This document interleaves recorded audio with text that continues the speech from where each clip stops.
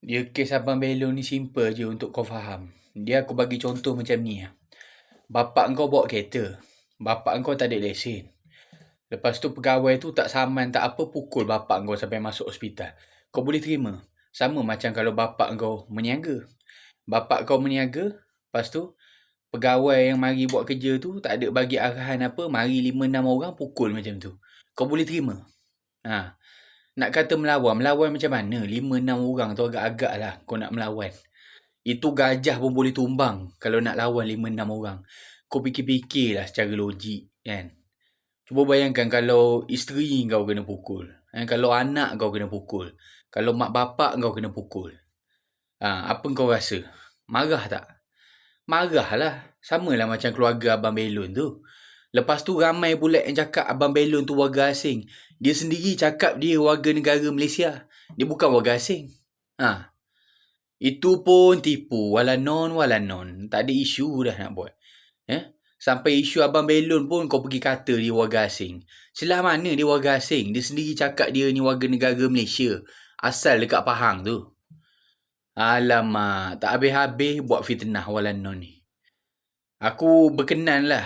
Biar antara keluarga pegawai-pegawai ni kena musibah. Aksiden ke, apa ke, aku berkenan sangat. Dah kau buat orang, kau ingat apa? Kau ingat kau boleh tidur senang-senang, kau boleh hidup senang-senang, kau boleh pergi sini happy-happy lah. Tak adanya. Hukum Tuhan tu pasti ada. Hukum karma kita panggil. Kau tunggulah satu hari nanti karma tu akan datang kat kau, kat keluarga kau. Habis-habis buat fitnah, lepas tu bangga lah pukul orang. Sebab orang ni langgar undang-undang. Cuba kalau bayangkan bapak kau yang kena pukul.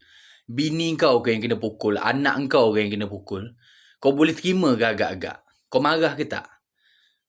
Fikirlah, kita ni nak buat kerja, buatlah kerja elok-elok. Janganlah gunakan kuasa kita tu melebihi dari pangkat kita. Melebihi dari jawatan kita yang sepatutnya kerja yang kita buat tu. Tak ada lesen, saman lah. Sama macam kau bawa kereta, kau bawa motor. Kan? Kau tak pakai tali pinggang, kau tak pakai helmet. Polis saman ke polis terus pukul kau? Mesti polis saman kau, betul tak? Takkan polis pukul kau sebab kau tak pakai helmet, sebab kau tak pakai tali keledar kan? Fikir kan?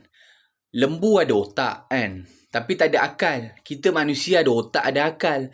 Fikirlah. Benda ni pun aku nak kena bagi tahu.